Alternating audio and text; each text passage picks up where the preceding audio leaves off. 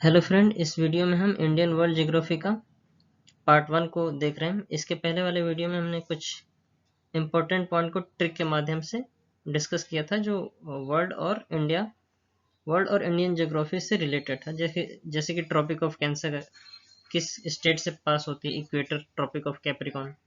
फिर आईएसटी और जीएमटी के बारे में कुछ डिस्कशन हुआ था।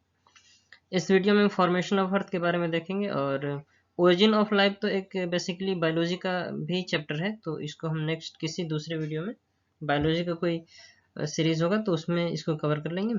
अभी फिलहाल इस वीडियो में फॉर्मेशन ऑफ अर्थ, जिसमें कि हम जो वर्ल्ड ज्योग्राफी का ही पार्ट है और जिसमें प्लेट टेक्टोनिक थ्योरी है, कॉन्टिनेंटल ड्रिफ्ट थ्योरी है और फिर उसके कुछ पोस्टुलेट्स जिसको अल्फ्रेड वेगनर साहब ने प्रपोज किया था। उन्होंने बताया था कि कैसे कन्वर्जेंट डाइवर्जेंट प्लेट्स क्या है, इसके बारे में थ्योरीज, ये सारी चीजें डिस्कशन किया था अल्फ्रेड वेगनर साहब ने।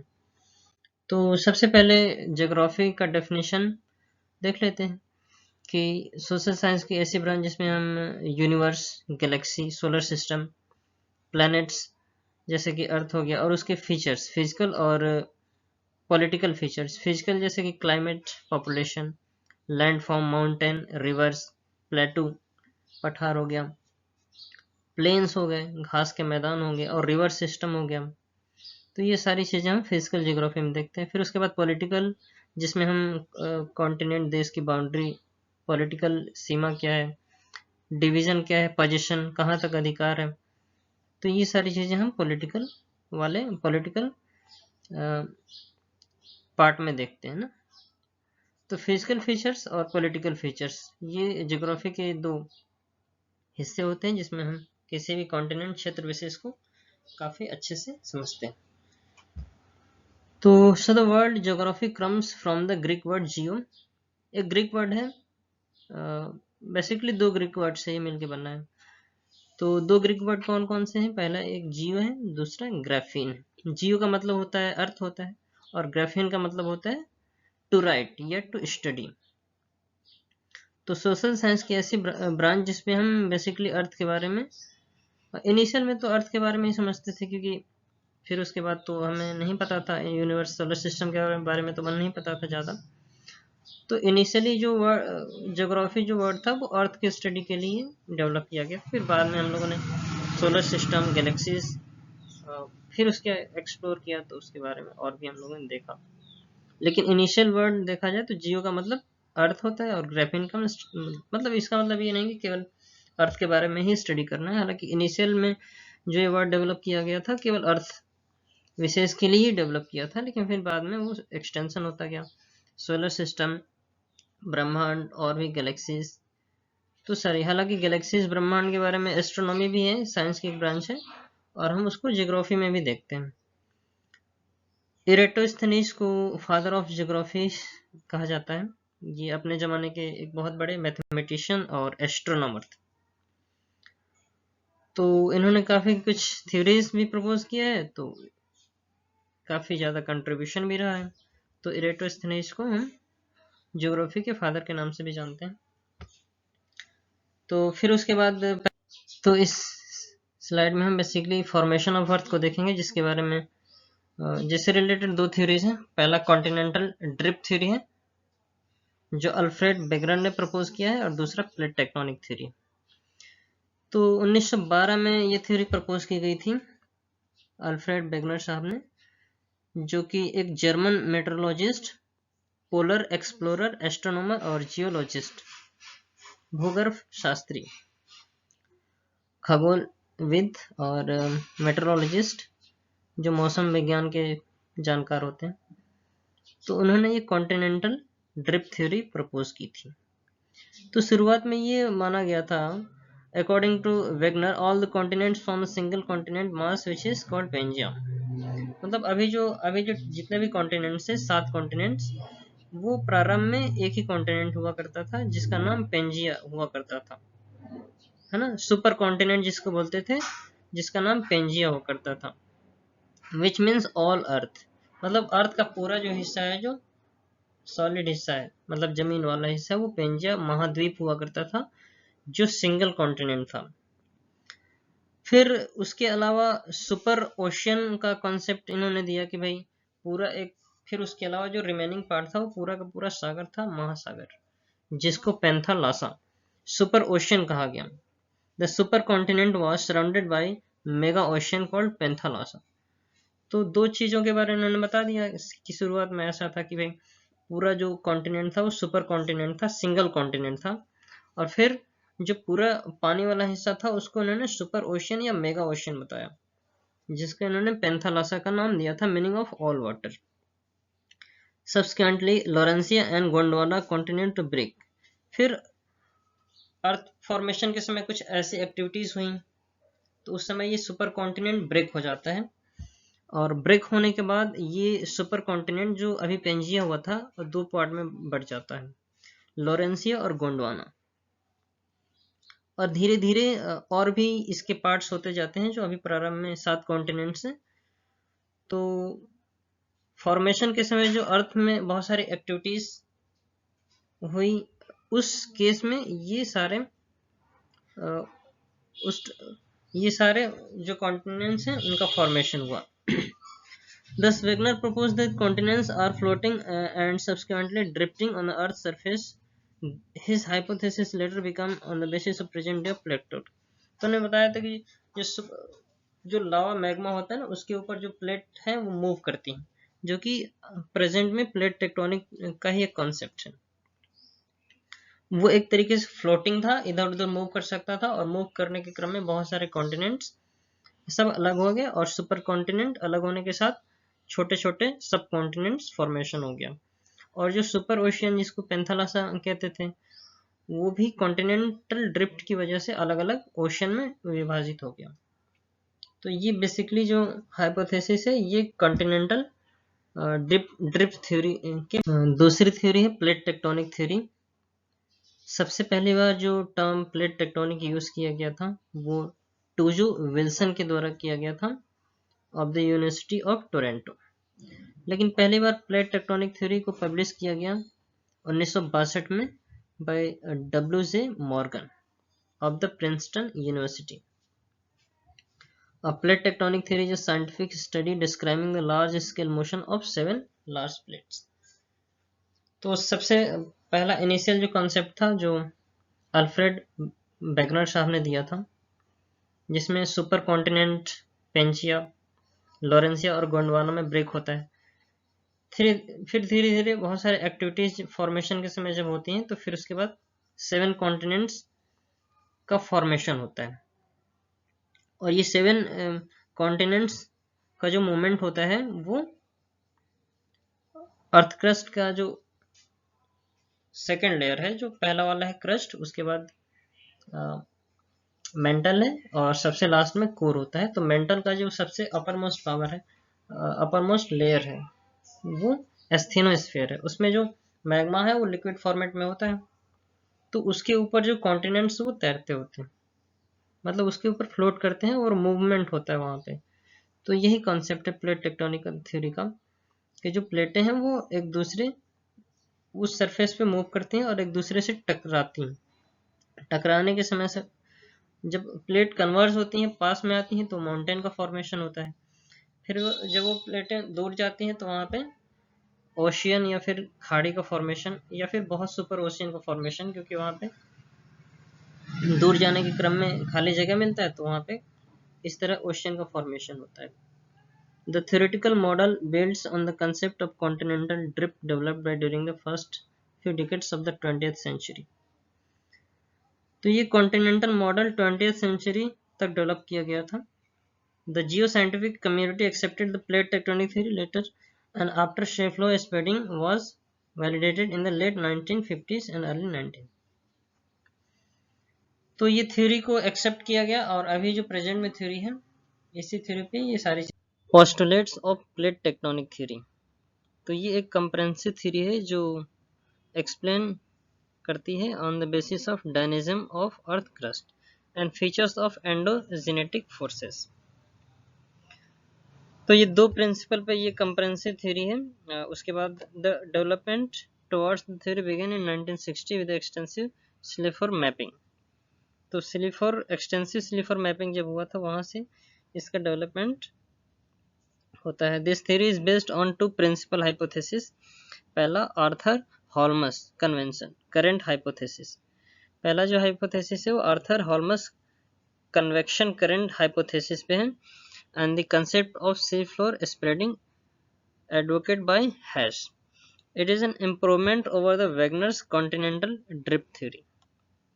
तो ये एक नया कॉन्सेप्ट है जो कॉन्टिनेंटल ड्रिप थ्योरी जो अल्फ्रेड वेगनर ने दिया था उसी का एक इम्प्रूवमेंट है, advance version, and has been considered as the most sophisticated and comprehensive theory about the drift of continent and the expansion of sea floor.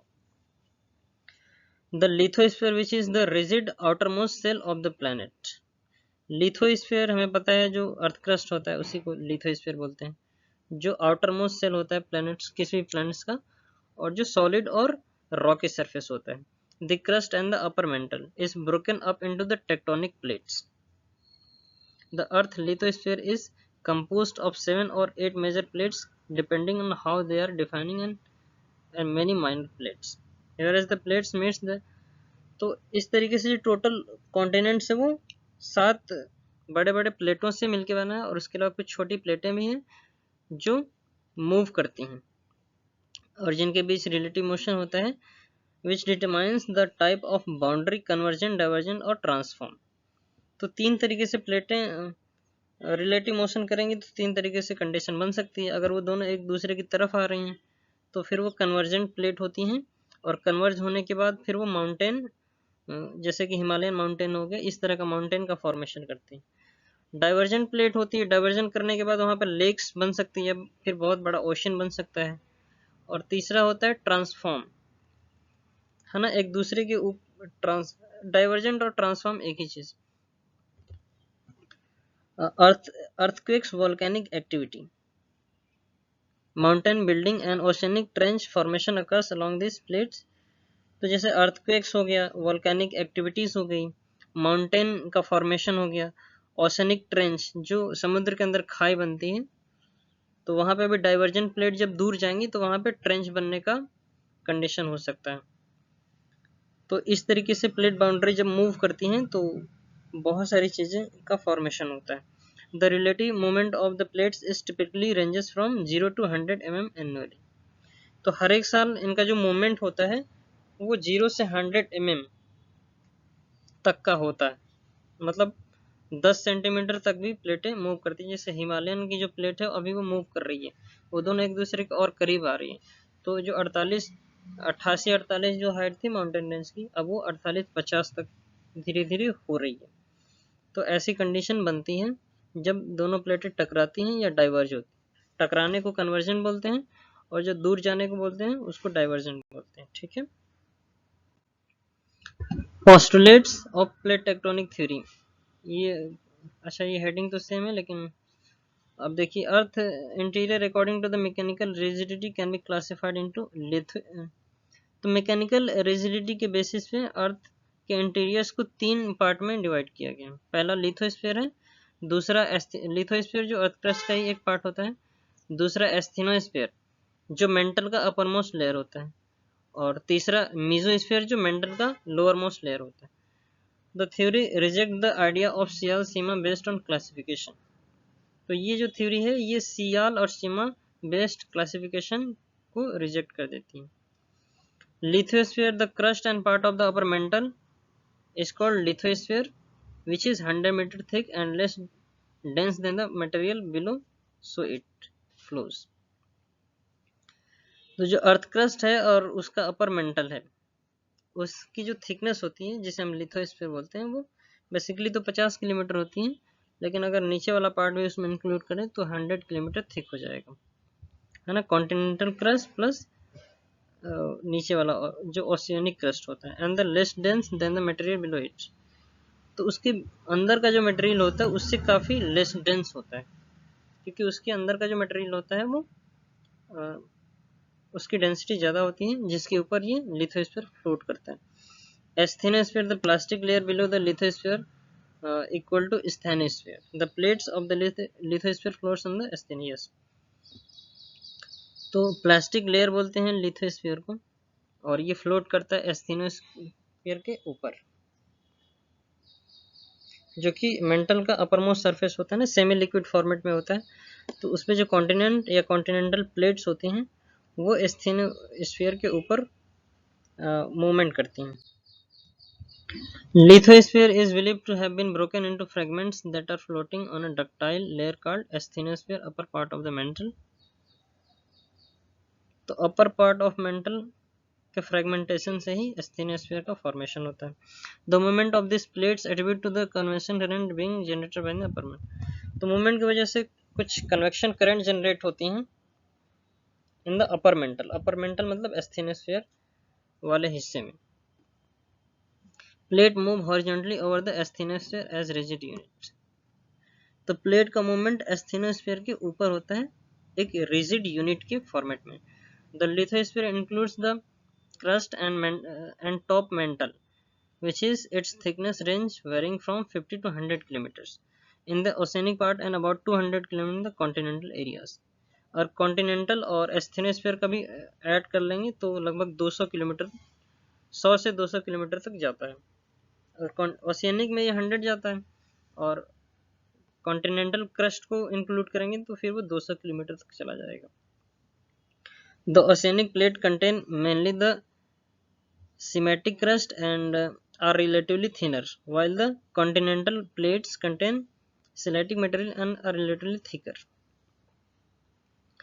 तो जो सीमेटिक क्रस्ट होती है जिसमें सिलिकॉन और मैग्नीशियम होता है वो रिलेटिवली थिन होती है, जबकि कॉन्टिनेंटल प्लेट्स जिसमें सिलिकॉन और एल्युमिनियम होता है वो थोड़ी सी मोटी होती है, थिकर होती है। Lithosphere plates tectonic plates. Last one is lithospheric plates. A plate is a broad segment of lithosphere that floats on the underlying asthenosphere and moves independently of the other plates. So broadly they can be classified into continental plates and oceanic plates. La Passon divided into Earth into 7 major and 9 minor plates. Major tectonic plates are Antarctica and surrounding oceanic plates surrounded by divergent boundary। तो पहली plate कौन सी है? जो lithospheric plate से Antarctica है ना, and the surrounding plate oceanic plates surrounded by divergent boundaries. तो Antarctica की बात करें और दूसरी प्लेट ओशियनिक प्लेट्स हैं, दोनों डाइवर्जेंट मतलब एक दूसरे से दूर जा रही है ऐसा। दूसरा north American plate shifting westward velocity 5 to 5 centimetre per year. It is half oceanic half continental plate. तो जो नॉर्थ अमेरिकन प्लेट है वो आधा ओशियनिक है और आधा कॉन्टिनेंटल प्लेट। उसके बाद साउथ अमेरिकन प्लेट्स हैं शिफ्टिंग वेस्टवर्ड, पश्चिम की तरफ शिफ्ट हो रही है, ये भी हाफ कॉन्टिनेंटल और हाफ ओशियनिक प्लेट्स। 3 से 4 सेंटीमीटर पर ईयर की वेलोसिटी से ये पश्चिम की तरफ शिफ्ट हो रही है। और फोर्थ प्लेट पैसिफिक प्लेट्स है, truly oceanic plates shifting north west, मतलब ये दोनों पैसिफिक प्लेट से दोनों ओशियनिक प्लेट से मिलकर बनी है, और ये शिफ्ट हो रही है नॉर्थ वेस्ट डायरेक्शन में 2 से 3 सेंटीमीटर पर ईयर के वेलोसिटी से। India Australia New Zealand plates. India Australia New Zealand plates. Africa with eastern Atlantic flow, Eurasia plates and the adjacent oceanic plates. एक यूरेशिया है जो कॉन्टिनेंटल प्लेट है और दूसरी adjacent oceanic plates, mostly continental shifting eastward. ज़्यादातर part इसका जो है कॉन्टिनेंटल है जो ईस्ट की तरफ शिफ्ट हो रही है 2 या 3 सेंटीमीटर पर ईयर की वेलोसिटी से, जो कि यूरेशियन प्लेट्स। यूरोप और एशिया का जो कंबाइंड प्लेट है उसको यूरेशिया प्लेट बोलते हैं। तो इसका जो मेजर पोर्शन है वो कॉन्टिनेंटल ही है, थोड़ा सा जो पोर्शन है वो ओशियनिक प्लेट भी है। इसी तरीके से इंडिया ऑस्ट्रेलिया न्यूजीलैंड प्लेट्स।